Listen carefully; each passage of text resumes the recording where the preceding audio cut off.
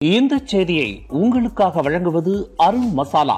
1983 ஆண்டிலிருந்து தரத்துடன் தன்மை மாறாத அறுசுவை சமையலுக்கான அருண் மசாலா.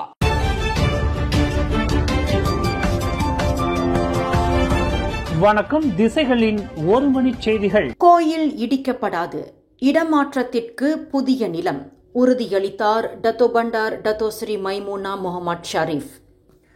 கோலாலம்பூர் மாநகர் மன்றத்தால் இடிக்கப்பட திட்டமிடப்பட்டிருந்ததாக அறிவிக்கப்பட்ட வரலாற்று சிறப்புமிக்க இந்து கோயிலை இடமாற்றம் செய்ய புதிய இடத்தை அடையாளம் காணப்பட்டுள்ளதாக தெரிவித்துள்ளது.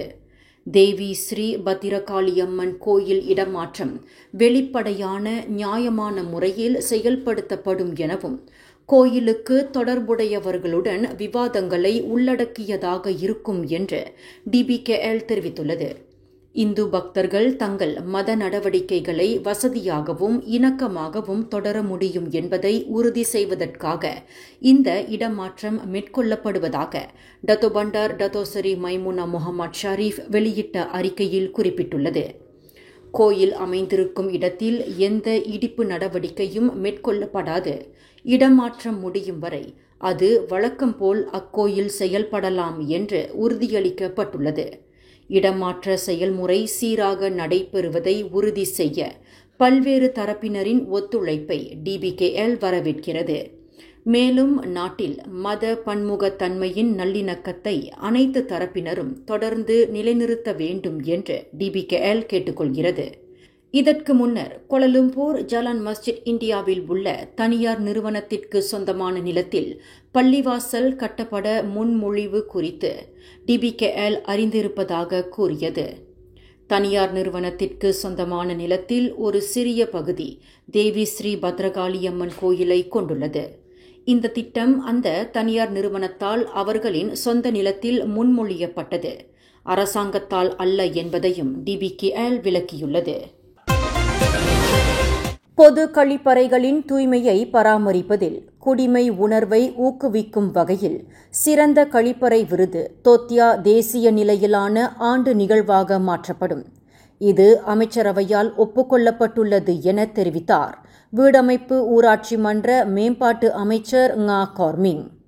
ஊராட்சி மன்றம் நெடுஞ்சாலையில் இருக்கும் ஓய்வெடுக்கும் ஆர்என்ஆர் பகுதி, தங்கும் விடுதிகள், உணவகங்கள், பேரங்காடிகள், பள்ளிகள், உணவு மையங்கள், வழிபாட்டு தலங்கள் ஆகிய 8 பிரிவுகளில் இந்த ஆண்டு தோத்தியா போட்டி நடத்தப்படும். இந்த போட்டி 3வது ஆண்டாக நடைபெறுகிறது. மேலும் 1,60,000 ரிங்கிட் ரொக்க பரிசு வழங்கப்பட இருக்கிறது. ஒவ்வொரு பிரிவிலும் முதல் வெற்றியாளர் 20,000 ரிங்கிட்டை பெறுவார். 2026 மலேசியாவுக்கு வருகை புரியும் ஆண்டை முன்னிட்டு தேர்ந்தெடுக்கப்பட்ட சுற்றுலா தலங்களில் 6 நட்சத்திர ஸ்மார்ட் கழிப்பறைகள் 6 கட்ட தமது அமைச்சு 4 மில்லியன் ரிங்கிட் ஒதுக்கீடு செய்துள்ளது எனவும் ngா கார்மிங் கூறினார். 2026 ஆண்டுக்கான வரவு செலவு திட்டத்தில் குழந்தைகளின் பராமரிப்புக்கான வரி விலக்கு விகிதத்தை 3,000 ரிங்கிட்டில் இருந்து 5,000 உயர்த்த வேண்டும் என்று அரசாங்கத்திற்கு மலேசிய குழந்தைகள் பராமரிப்பு மையங்களின் சங்கம் வலியுறுத்தியுள்ளது. இது குடும்பங்களின் சுமையை குறைக்க உதவும் என்று அதன் தலைவர் சைமன் எங் குறிப்பிட்டார். சமூக நலத்துறை JKMஇல் பதிவு செய்யப்பட்ட பராமரிப்பு மையங்களில் 7 முதல் 18 வயதுடைய தனிநபர்களின் பராமரிப்புக்கும் வரி விலக்கு அளிக்கப்பட வேண்டும். தற்போதைய வரி விலக்கு 6 வயதிற்குட்பட்ட குழந்தைகளை பதிவு செய்யப்பட்ட பராமரிப்பு மையங்கள், மழலையர் பள்ளிகள் ஆகியவற்றுக்கு அனுப்பும் பெற்றோருக்கு மட்டுமே வழங்கப்படுகிறது என அவர் சுட்டிக்காட்டினார். சிங்கப்பூர் பெண் ஒருவர் முறையான பணி அனுமதி ஆவணம் இல்லாததால் பணி நீக்கம் செய்யப்பட்டதை தொழில்துறை நீதிமன்றம் நியாயமற்றது என்று தீர்ப்பளித்து அவருக்கு நிலுவையில் உள்ள சம்பளத்தையும் 2,34,320 ரிங்கிட்டை இழப்பீடாகவும் வழங்கியது. மலிசா ஜான் பெர்னாண்டஸ் என்ற அந்த பெண்மணி ஒரு மழலையர் பள்ளி இயக்குநராக பணிபுரிந்து வந்தார். தனது துணைவரின் பணி அனுமதியின் கீழ் மழலையர் பள்ளியில் கடந்த 5 ஆண்டுகள் பணியாற்றினார். அவரது முதலாளிக்கு வணிக உரிமம் இல்லாததால் அவர் பணி அனுமதியை பெற முடியவில்லை. அவரது பணி நீக்கம் நியாயமான காரணமின்றி செய்யப்பட்டது என்று கோலாலம்பூர் தொழில்துறை நீதிமன்றம் தீர்ப்பளித்தது. குடிநுழைவு விதிகளின் கீழ் பணி அனுமதி விண்ணப்பத்திற்கான முன் நிபந்தனையான வணிக உரிமம் இல்லாததால் தவறு நிறுவனத்தின் மீது உள்ளது என்று கூறியது. இன்று முன்னாள் பிரதமர் இஸ்மாயில் சப்ரி யாக்கூப்பை 6வது முறையாக விசாரித்தது மலேசிய ஊழல் தடுப்பு ஆணையம். பெரா நாடாளுமன்ற உறுப்பினரான இஸ்மாயில் சப்ரி காலை 9:54 மணிக்கு SPRM தலைமையகத்தை வந்தடைந்தார். ஊழல் தடுப்பு ஆணையம் இதற்கு முன்னர் 4 முன்னாள் மூத்த அதிகாரிகள் மீதான விசாரணையில் முன்னாள் பிரதமரை சந்தேக நபராக விசாரித்து வருவதாக அறிவித்திருந்தது. ஜொஹூரில் நேற்று முதல் தொடர் கனமழை பெய்ததால் 3 மாவட்டங்களில் வெள்ளம் ஏற்பட்டதைத் தொடர்ந்து இன்று காலை 8 மணி நிலவரப்படி 10 தற்காலிக துயர் துடைப்பு மையங்கள் திறக்கப்பட்டுள்ளன.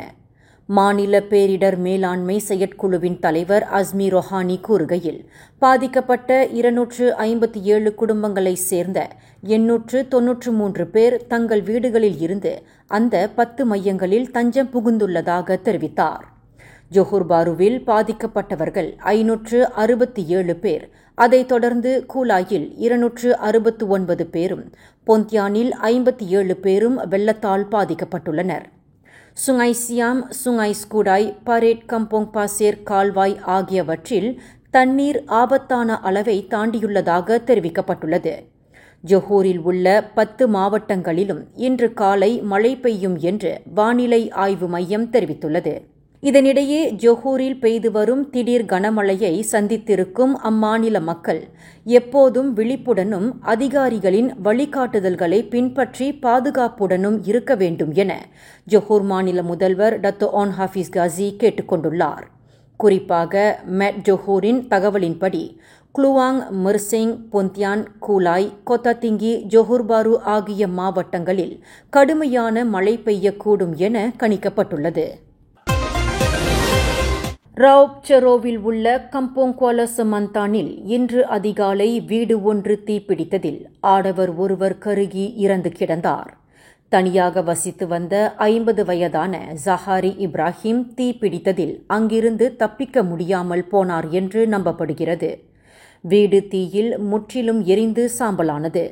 தீயணைப்பு வீரர்கள் தீயை அணைத்த பிறகு சேதமடைந்த வீட்டிற்குள் அந்த ஆடவர் கருகி இறந்த நிலையில் கண்டெடுக்கப்பட்டதாக பஹாங் மலேசிய தீயணைப்பு மீட்புத்துறையின் பொது தொடர்பு அதிகாரி ஜுல்ஃபட்லி ஜக்காரியா தெரிவித்தார்.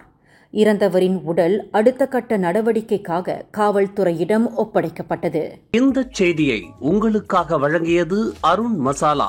1983 ஆண்டிலிருந்து தரத்துடன் தன்மை மாறாத அறுசுவை சமையலுக்கு அருண் மசாலா. மேலும் செய்திகளை தெரிந்து கொள்ள கீழே இருக்கும் பெல் பட்டனை அழுத்துங்கள். உங்கள் மகிழ்ச்சியை வெளிப்படுத்த லைக் மற்றும் ஷேர் செய்யுங்கள். தொடர்ந்து திசைகளோடு இணைந்திருக்க சப்ஸ்கிரைப் செய்யுங்கள்.